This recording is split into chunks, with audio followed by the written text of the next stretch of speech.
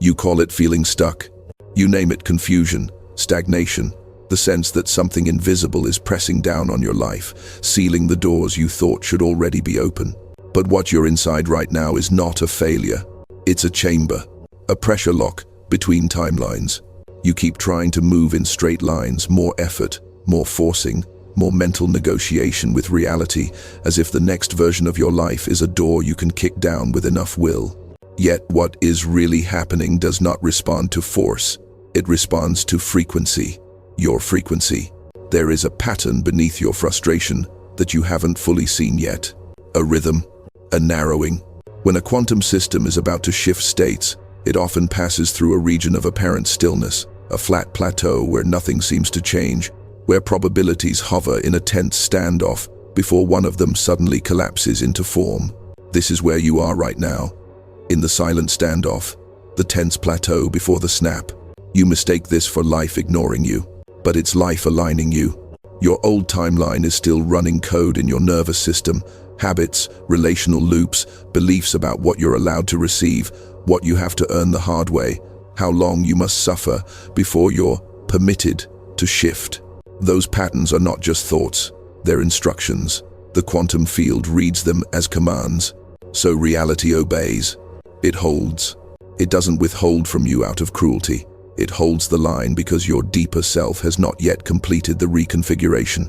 You're in a recalibration corridor, seemingly narrow, strangely quiet, emotionally loud. The people around you might not see it. They only see the surface details, the job not changing yet, the relationship not moving, the body still carrying the old fatigue. But beneath those visible frames, your entire probability landscape is being rewritten. Old attractors are dissolving, new ones are charging. There are choices you haven't made yet because you're still pretending you don't know what you know, conversations you've delayed because they would snap old loops in half, truths you feel pulsing under your tongue like electricity you haven't released. The feeling of being stuck is what it feels like when your consciousness refuses to shrink back into the old container, but also hasn't fully agreed to step into the larger one already waiting. It's the ache of a timeline that has outgrown its shell, pushing against the edges, testing for fracture lines. You sense it in small ways, the increasing intolerance for half-truths, the way certain places now feel too dense for your nervous system, the rising nausea, when you consider going back to who you were even a year ago. This is not boredom. This is compression. And compression, in a quantum system, is not the end of movement. It is the prelude to a snap. You keep asking, what do I need to do? As if the universe were withholding a step-by-step instruction manual, as if your stuckness were punishment for missing a secret memo. But the deeper question inside you isn't actually about doing. It's about allowing. About what you will allow yourself to no longer be. In the quantum field, not all potentials are equal. Some are weak probabilities, faint ghosts of possibility that never gather enough coherence to become real. Others are strong, dense, magnetized by repeated attention and emotional charge. Your current reality is one of those strong potentials built slowly, reinforced by years of thought and repetition, layered with identity and memory. That is why it feels so heavy. Not because it is true, but because it is familiar. Familiarity masquerades as inevitability. You look around at the walls of your current life, the obligations, the social roles, the stories people tell about you, and you mistake those walls for the edges of what is possible. Yet those walls are made of observation loops. You watched yourself being this way, others watched you being this way, and the system stabilized. Now the field is tightening around you. The old observation loops are losing power, but they haven't fully collapsed. This is why your attempts to positive think your way out feel weak. You're trying to overlay new affirmations on top of an unbroken loop. You say, I'm free, I'm expanding, I'm ready for my next level. But in the same breath, you continue to behave like someone whose existence must not disturb the comfort of others, whose desires are dangerous, whose boundaries are negotiable. Your body knows the difference. Your nervous system reads contradiction as static. The field mirrors that static back to you as mixed signals, half opportunities that almost land, near misses, invitations that evaporate. Moments when doors crack open then slam shut with no logical explanation. It's not that life is teasing you. It's that coherence has not yet been achieved. A timeline shift requires coherence. Thought, feeling, action, and environment must begin to sing a compatible frequency. This is why the pressure has been rising. The quantum field is not punishing you. It's compressing the gap between what you say you want and what you actually embody. It will not let you drift anymore. It is pulling your contradictions into the center of your awareness, so you can no longer hide from them in the noise of busyness. Look carefully at where the friction is most intense right now. The relationship that feels 10 degrees too tight. The work that drains you 5 minutes into the day. The self-talk that turns every desire into an argument you have to win. These are not random stress points. They're fracture lines. A fracture line is where the old shell is weakest. It's where the pressure of your emergent self is applied most ruthlessly. You feel it as emotional exhaustion, sudden bursts of anger, waves of grief, the urge to walk out of situations mid-sentence. Underneath, something precise is happening. Your system is refusing to stabilize the old pattern. You can't go numb the way you used to. You can't distract yourself with the same efficiency. You can't convince your body that this is fine when every cell is whispering, no, it isn't. That whisper is not your enemy. It's your future self, echoing backward. From the vantage point of your higher timeline, the one that is secretly preparing to snap open, you have already made the decisions you're still avoiding. You have already spoken the words you are rehearsing in the dark. You've already stepped out of roles that were killing you slowly. That version of you sends information back along the entangled line of your own consciousness, and you receive it as restless dissatisfaction. So, when you say you're stuck, what you really mean is, I can feel a version of myself who doesn't live like this anymore. The tightening you feel is your lives overlapping, one dissolving, one emerging. The field is waiting for one decisive act of coherence, a moment where you stop negotiating with the old loop and allow your internal yes to become external reality. Not in theory, in practice, in words, in choices, in the subtle but final way you stop apologizing for the space you were always meant to inhabit. There is a moment in every quantum experiment when the system cannot remain undefined. The wave of possibility must choose. The field must answer the question, what will you be? You stand in that moment now, but because it doesn't arrive as thunder or flashing lights, you keep waiting for something louder. You keep waiting for a sign that is more dramatic than the one already pulsing in your chest. Yet the quantum field seldom shouts. It whispers through tension, through misfit, through the simple, brutal truth that you cannot force yourself back into what no longer fits without fracturing something vital. The loop you're caught in is not just situational, it's perceptual. A loop is a closed path of thought, feeling, and behavior that leads you back to the same emotional coordinates, no matter how many surface details change. Different faces, same dynamic. New job, same emptiness. Fresh goals, same self-sabotage humming underneath. You keep trying to alter the scenery while leaving the loop intact, hoping that a prettier set will somehow rewrite the script. But the loop is written in how you observe yourself, in the story you secretly tell about who you are in relation to reality. You were trained, long before you could name it, to see yourself as someone who must earn permission. Permission to rest, permission to receive, permission to speak with authority about your own experience.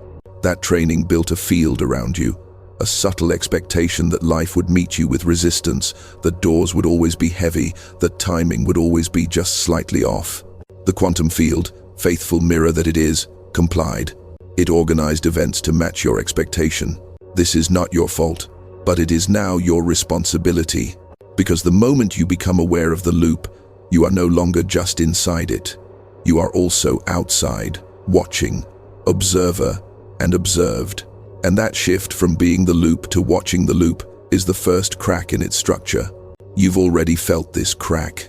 It appears in the microsecond where you hear yourself say yes, while your whole body screams no. It appears in the split moment you watch yourself send the text, accept the project, agree to the meetup, all while a quieter intelligence in you whispers, this is not it. This is not you anymore. That whisper is the observation that destabilizes the loop. You are no longer fully identified with the pattern. In quantum terms, you're entering a region of decoherence. The old state can't hold as tightly because competing information is flooding the system. You are introducing new data. Your dissatisfaction, your clarity, your refusal to keep betraying yourself in small, socially acceptable ways. The loop tries to defend itself. It fights for survival. It tells you, you're ungrateful. You should be happy with what you have. It tells you, you're asking for too much. People like you don't live like that. It tells you, if you change this, you will lose everything. Notice that the loop speaks in absolutes and catastrophes. It never offers nuance. It never imagines that a different life could be more stable, more honest, more coherent than the one you're in now. Why? Because the loop cannot imagine beyond itself. But you can. You already do, in stolen moments. When you let your mind drift, you see flashes of a day structured differently, a body that moves with less pain, relationships in which you are not playing the smallest possible version of yourself, work that doesn't require you to amputate your authenticity at the door. These images are not random fantasies. They are signal transmissions from the higher timeline that is entangled with you. Entanglement means that when one part of a system shifts, the other part feels it instantly, regardless of distance. You and your future self are entangled. Every time you imagine that future, with genuine feeling, not as escapism, but as an almost painful recognition of what could be true, you strengthen the line between you. You pull information from that future state into the present. Behaviors, boundaries, tastes, standards, non-negotiables. The loop fractures when you stop treating those signals as entertainment and start treating them as instructions. You are not stuck because you lack knowledge. You are stuck because you keep placing your knowledge in quarantine, labeling it someday instead of now. The quantum field does not understand someday. It only responds to the frequency you stabilize. So, the breaking of the loop does not begin with a grand external event. It begins in the smallest place where you decide to stop betraying your own signal. In the email you don't send. In the obligation you decline. In the conversation where, for the first time, your voice doesn't shrink to fit someone else's comfort. Those moments may look insignificant from the outside, but inside the field, they are seismic. Because each one says to reality, I am no longer available for this version of myself. And reality listens. There is a pattern the universe follows when metal is bent, when rock is compressed, when a human life is pressed to its limit. At first, the system absorbs the pressure. Then, it deforms. Then, suddenly, it breaks not as chaos, but as a precise response to forces that have been building in silence. Your timeline is following the same physics. You imagine that one day, something will just happen to you from the outside, a miracle opportunity, a perfect invitation, an unexpected rescue from your own life. But quantum systems don't randomly erupt into new configurations. The snap point is never random. It is organized. Right now, that organization is underway, quietly, relentlessly. Look at the strange choreography playing out around you. People who once tolerated your half-presence are becoming impatient. Circumstances that once rewarded your self-erasure now seem indifferent. The coping mechanisms you used to anesthetize yourself stopped working with the same anesthetic precision. Even your favorite distractions feel thin, like static instead of sanctuary. It's not that life has turned against you. It's that life has stopped collaborating with your old loop. Underneath the surface, the field is rearranging your probability landscape. Certain connections are losing charge. Others are lighting up. Think of your life as a web of nodes, relationships, environments, habits, responsibilities, unspoken contracts. Each node carries a frequency. The version of you that is emerging cannot stabilize while those nodes all remain wired to your past self. So the field begins to destabilize them for you. Conversations misfire, plans are delayed, timelines that were supposed to be secure start to wobble. From the ego's vantage point, this feels like threat. From the quantum vantage point, this is recalibration. Your higher timeline is not an abstract spiritual idea. It is a specific configuration of choices, behaviors, and environments in which your nervous system can finally exist without constant self-betrayal. For that configuration to lock in, incompatible structures must release their hold. That release rarely feels gentle. You find yourself standing at the edge of decisions you thought you would never have to make. Do you stay in the job that pays you for being a fraction of yourself, or do you trust that what you are in full will find its ecosystem? Do you remain in the connection that requires your silence to keep the peace, or do you risk the rupture that might be the only way truth can move? Do you keep repeating, "I'm fine," while your body loudly disagrees, or do you let the symptoms speak as data? These are not just psychological dilemmas. They're collapse coordinates. Each unresolved decision is a point of tension in the field, a place where old and new code conflict. The longer the conflict persists, the more energy builds. The system cannot hold infinite tension. It must resolve. The resolution is the snap. The snap is not destruction for its own sake. It is the moment when the built-up tension chooses a direction. You know you are approaching that moment when the cost of staying the same becomes more terrifying than the cost of changing. When the scenario you once framed as too risky starts to feel, in some quiet corner of your mind, like the only way you might survive yourself. When the fantasy of continuing exactly as you are becomes darker than the unknown that used to scare you. This inversion is the signature of a nearing snap point. You begin to see with brutal clarity which pieces of your life were never meant to survive your awakening. Habits that looked harmless now reveal their predatory efficiency. Identities you once wore proudly now feel like costumes you forgot to take off after the performance ended. Whole dynamics collapse in a single sentence, spoken out loud, a truth you can't unsay once your mouth has given it form. The field listens to that truth like a command. Quantum systems reconfigure around measurement. The moment you name something without flinching, "This is killing me. This is not my path. I do not consent to this version of myself." You are taking a measurement of your own reality. You're collapsing a probability, the probability of continuing as you were. The snap point organizes around these measurements, around your honesty, around the places where you stop editing your awareness to protect other people's illusions. You feel it as an eerie convergence. Synchronicities cluster, messages repeat, dreams intensify. Random strangers speak sentences that mirror the decision you've been avoiding, as if the universe is reading your private drafts out loud. This is not coincidence. It is coherence seeking expression. The higher timeline is trying to load into your present like a new operating system. It cannot do that over the top of corrupted code. So it hunts the corruption. It highlights every place where you trade truth for predictability, aliveness for approval, inner clarity for external peace. Each highlight is an invitation. Agree, and the field moves. Delay, and the pressure increases. You say you feel stuck, but underneath, your entire reality matrix is being stress-tested for integrity. What cannot hold will fracture.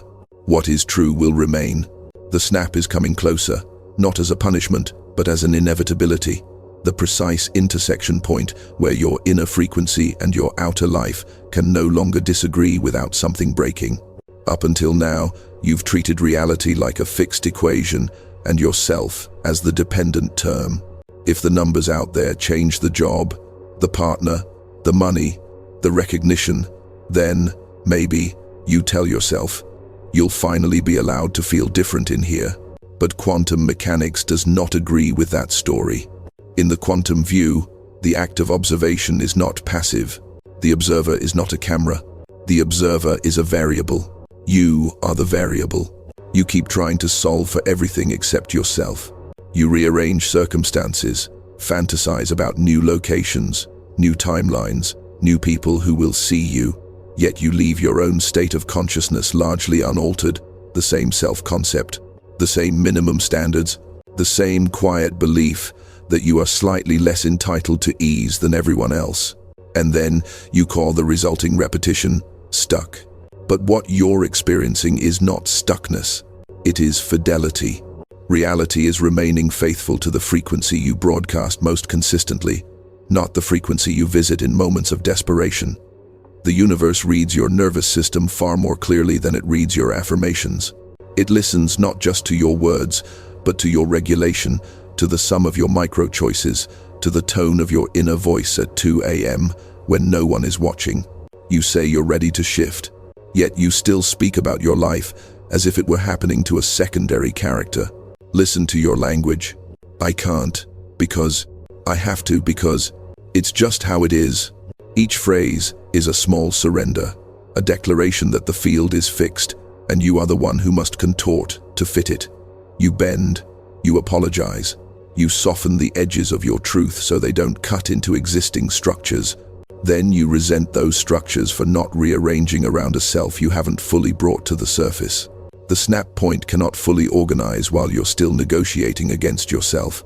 There comes a moment, and you are close to it now, when the exhaustion of self-argument becomes louder than the fear of consequence.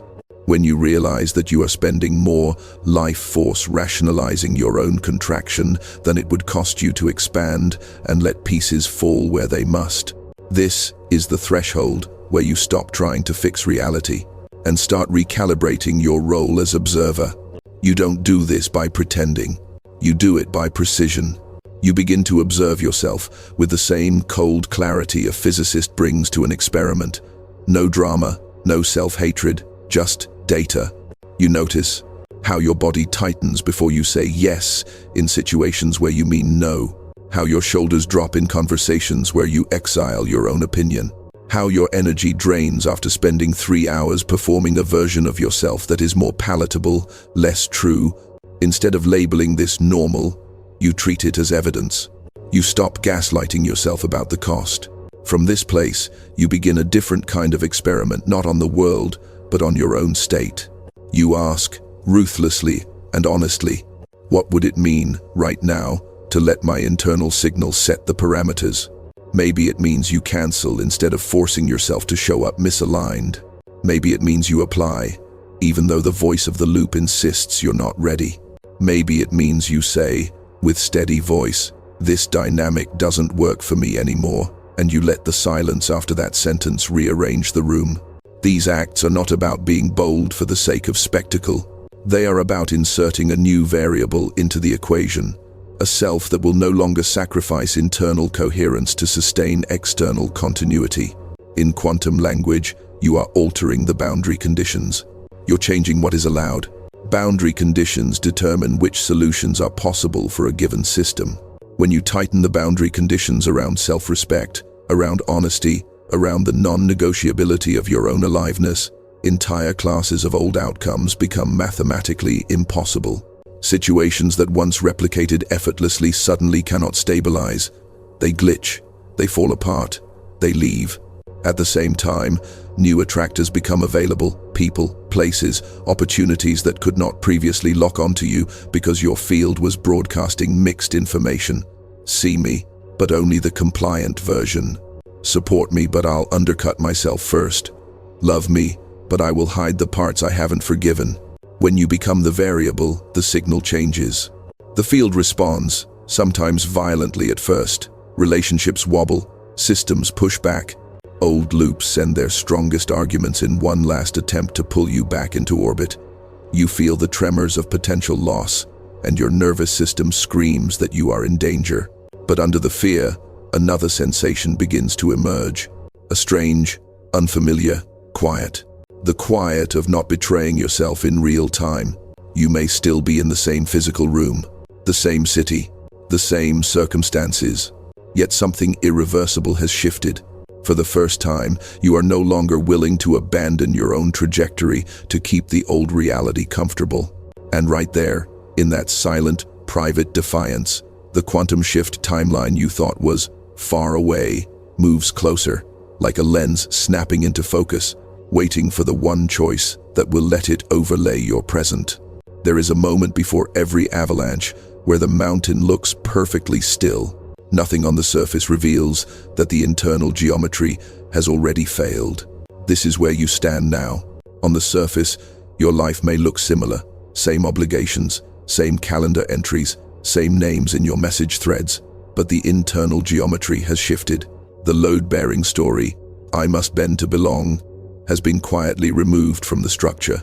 Reality just hasn't finished catching up yet. You underestimate the power of a single clean yes.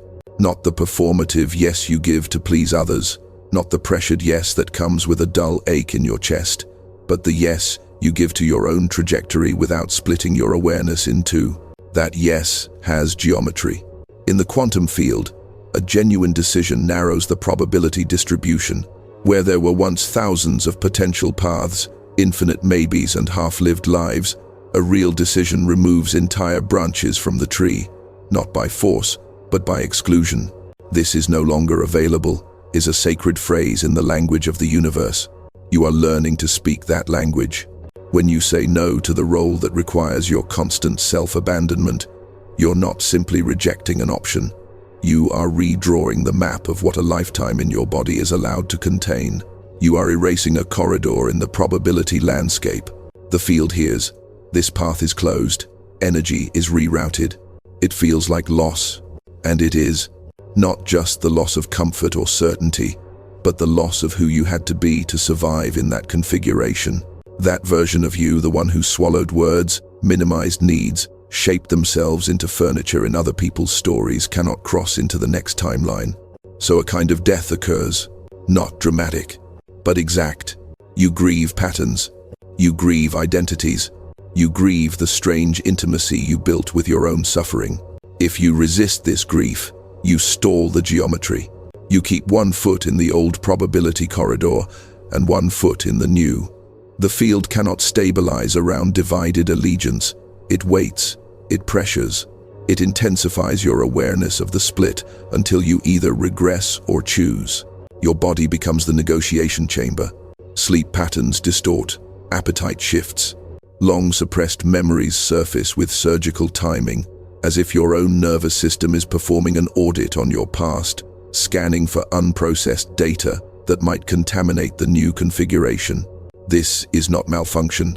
This is preparation. A quantum shift is not only about external events. It is about whether your internal architecture can hold the voltage of a different life without blowing its circuits. If your nervous system is still calibrated to chaos, a tension that is calm and consistent will feel threatening. If your identity is welded to struggle, ease will register as suspicious. So, your system begins to recalibrate. You find yourself drawn to silence in a new way, not as escape, but as calibration chamber. Moments alone stop feeling like empty space you must rush to fill and start feeling like the only place where your new geometry is visible. You catch glimpses of yourself, acting differently in future rooms, speaking with a spine you haven't yet worn publicly, standing in spaces that currently feel too big for who you believe you are. These are not fantasies. They're structural previews. Each time you let those previews land without mocking them, you carve a new groove in the field. You're saying, this version of me is not a joke, not a hallucination, not a reward for perfection. This version is inevitable if I keep telling the truth. The hidden geometry of your yes is built from tiny, ruthless alignments. You answer honestly when someone asks how you are, even if your truth might inconvenience the conversation. You pause before agreeing, letting your body speak first instead of your fear of disappointing. You choose the action that leaves you congruent, even if it leaves you temporarily misunderstood. From the outside, these are small moves. Inside the field, they're tectonic. Because every time you honor a subtle inner no or yes, you increase the resolution of your signal. The fuzziness fades, the mixed messages clear. The universe has less and less ambiguity to interpret. Your timeline stops looking like a smear of probabilities and starts forming a sharp contour. You can feel this contour in the way certain invitations now land in your system. Offers that once would have seduced you with status or approval suddenly feel hollow, like cardboard structures you can see through. Paths you once would have chased now feel incompatible with your blood. This is the higher timeline, rejecting what doesn't fit. Through you. The snap you're approaching is not a magic trick. It is the logical conclusion of this geometry, the point at which your accumulated yeses and nos cross a threshold, and the field has no choice but to reorganize your external reality to match. That reorganization may look like a sudden ending, a job loss, a relocation, a relationship shifting in ways you can't reverse. To the untrained eye, it will look like chaos, but you will know better. You will recognize your own signature in the pattern, because by then you will have seen the quiet architecture forming for months in the privacy of your decisions, each one a line in the blueprint of the life you are finally willing to inhabit. There is a point around every black hole called the event horizon. Beyond it, trajectories are no longer negotiable. Cross that boundary, and you don't decide whether you're falling. You only decide how you meet the fall. This is the region you are entering now. Up until this point, your higher timeline has been mostly interior. A pressure system, a hum under the skin, an ache that only you could hear. The shifts showed up in micro-adjustments, a declined invitation here, a different tone of voice there, a thought you refused to follow to its usual catastrophic conclusion. Then something happens. Not always spectacular, but definitive. A sentence leaves your mouth that cannot be recalled. A boundary is enforced that cannot be walked back without obvious self-betrayal. A decision is made that sets off a chain of visible consequences. You feel it right away. The air changes. Emails land differently. People react in ways you didn't script. Systems that relied on your silence suddenly start exposing their own dysfunction, as if your single act of coherence turned on a harsh, fluorescent light. You are watching your old timeline lose its gravitational hold. This is where the mind panics. It wants to renegotiate. It says, wait, maybe I overreacted. Maybe I should soften this, undo this, apologize for the truth I just told. The nervous system, trained by years of keeping the peace at your own expense, interprets disruption as danger. But at the event horizon, the old physics doesn't apply. You are no longer deciding whether your life will change. That decision has already been made, many choices ago. What you are deciding now is the quality of your presence, as it does. You can slam on the brakes, clawing at the edges of collapsing structures, begging the old world to reassure you that you are still safe inside its terms. You can contort, over-explain, perform remorse for having asserted your own needs, hoping to regain admission to rooms your soul has already left. If you do, the fall will still happen. It will just be more violent. Or you can do something far more radical. You can stop fighting gravity. You can let the trajectory you've already chosen carry you forward, trusting that the forces reorganizing your life know more about your long-term coherence than your short-term fear ever could. This is what surrender actually is, not passivity, not resignation, but intelligent alignment with the physics already in motion. From this side of the event horizon, your perception of time begins to distort. Days feel stretched, as if more is happening inside each hour than used to happen in months. Conversations contain multiple layers: what is said, what is unsaid, and what can no longer be denied. Relationships either deepen with strange speed or fall apart in weeks instead of years. You are moving non-linearly now. The quantum shift timeline you thought was distant is not approaching you gradually like a train on a track. It is overlaying your present all at once, stripping away delays you used to hide behind. Procrastination loses its anesthetic. The things you postpone grow heavier, not lighter. Staying vague about what you want becomes more painful than admitting it. This acceleration is not random. It is feedback. The field is matching your new signal. You chose coherence, so it removes what cannot stay coherent around you. You chose truth, so it makes lies harder to maintain. You chose aliveness, so anything dead in your life begins to stink, quickly, unbearably. The temptation now is to narrate this as disaster, to say, everything is falling apart. But look closer at what, exactly, is falling. Is your integrity collapsing, or is the environment that required you to live without it collapsing? Is your worth crumbling, or is the system that never recognized it revealing its limits? Is your future disappearing, or is the particular corridor that could never have carried you to your real future finally closing? You are not losing options. You are losing illusions. And in the bare space that follows, your nervous system begins to meet a new sensation: the absence of constant self-violation. At first, this absence won't feel like peace. It will feel like withdrawal. like stepping out of a noisy factory and hearing your own heartbeat for the first time in years. It will seem too loud, too quiet, too real. You may reach for old distractions out of habit, the scrolling, the overthinking, the crisis constructing.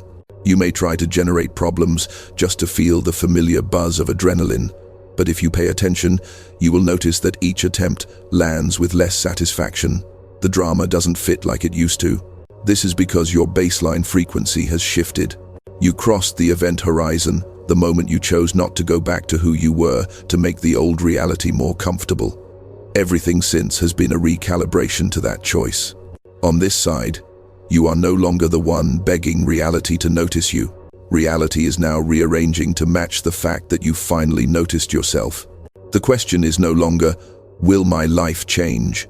The question is, who will I be while it does?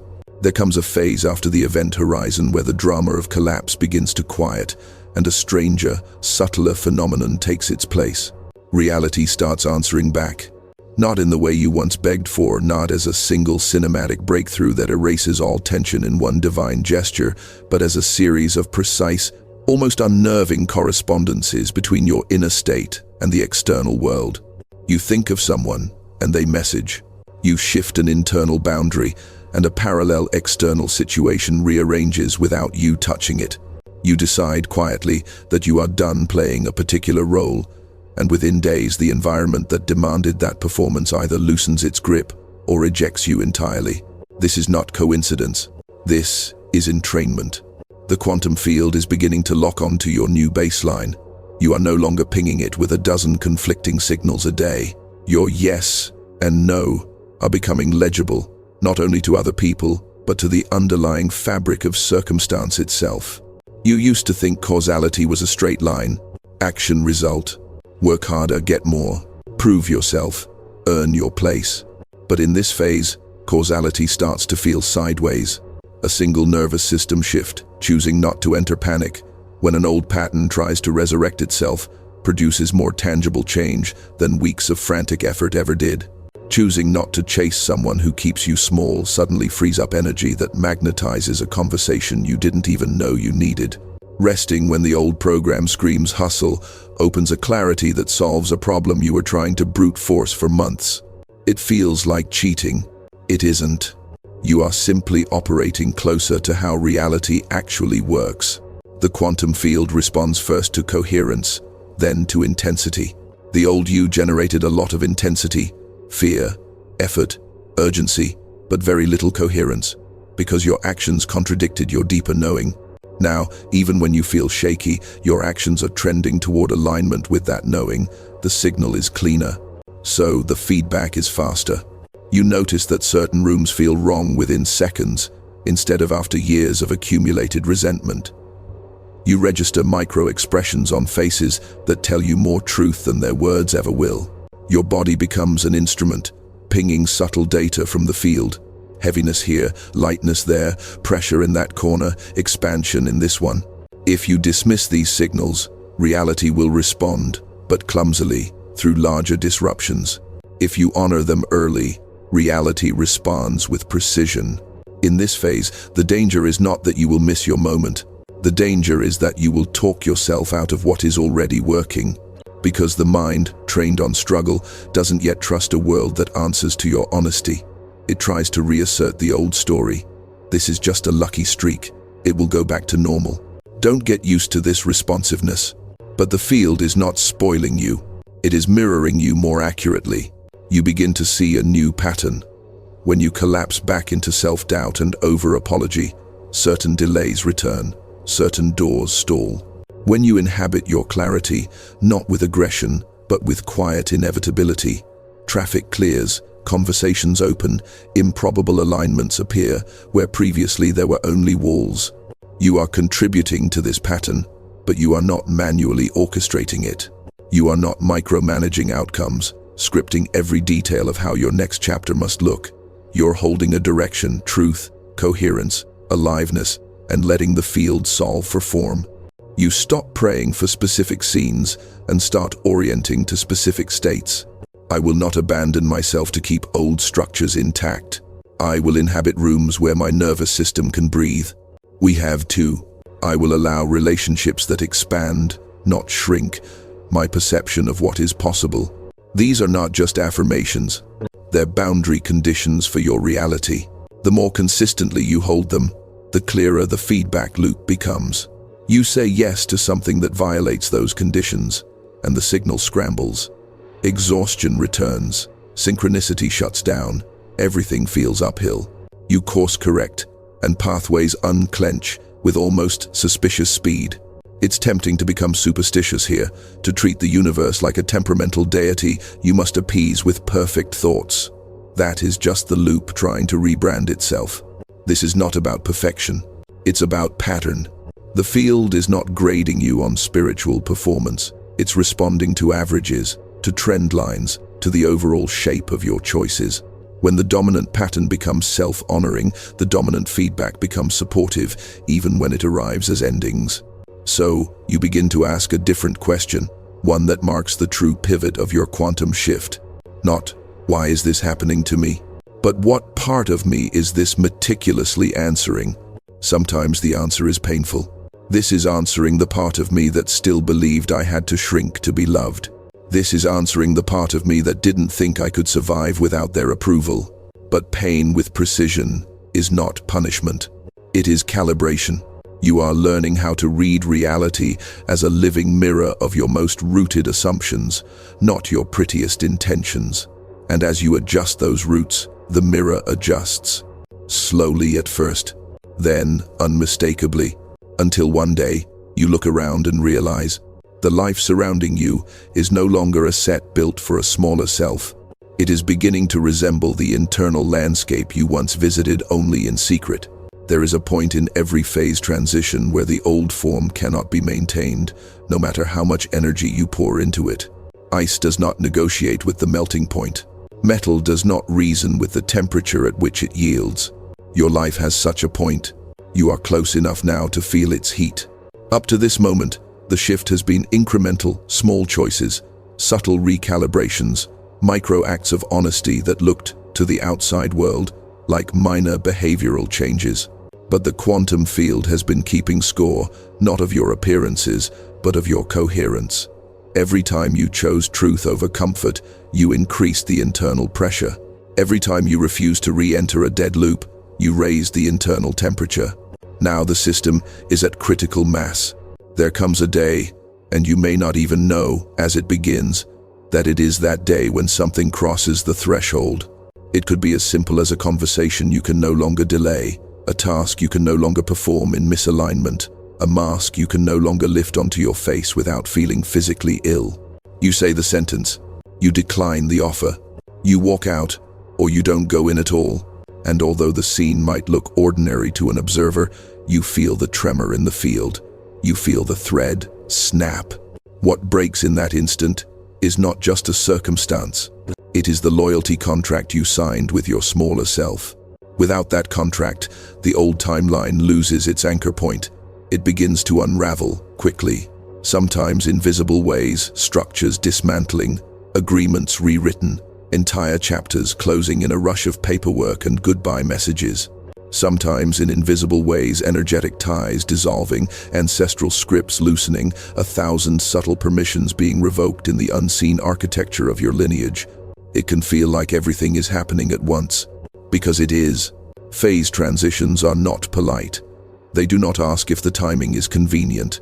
They occur when the variables reach their necessary configuration, and your life has reached it. The shift that someday version of you has been waiting for is no longer scheduled in the future. It is detonating its way through your present. You might shake. You might cry in strangely calm waves. You might feel nothing for a while, as if your system has gone offline to process an update too large to comprehend. This is your nervous system rebooting. You are uninstalling the belief that you must be less than you are to keep reality stable. You are uninstalling the reflex to blame yourself for any disruption your truth causes. You are uninstalling the silent assumption that you were sent here to adapt, not to reconfigure. As the uninstall completes, space opens. At first, that space may terrify you. The calendar empties. Specific people fall silent. Habits you used to lean on, feel impossible to perform. The rigid scaffolding of busyness, drama, and over-responsibility collapses, and you find yourself staring at hours, days, even weeks that are no longer pre-scripted by the loop. Your old self calls this void. Your emerging self calls it bandwidth. Bandwidth for integration. Bandwidth for listening. Bandwidth for instructions from the timeline you have finally allowed to come forward. Those instructions do not usually arrive as 5-year plans. They come as immediate, precise impulses that carry an odd neutrality, a quiet rightness. Reach out to that person. Learn this skill.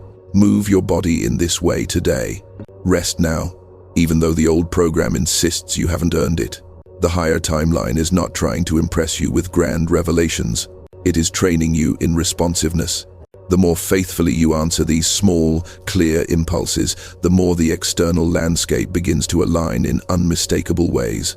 Doors that were previously welded shut swing open without friction. People you meet feel eerily familiar, as if they were always part of this chapter, waiting off stage.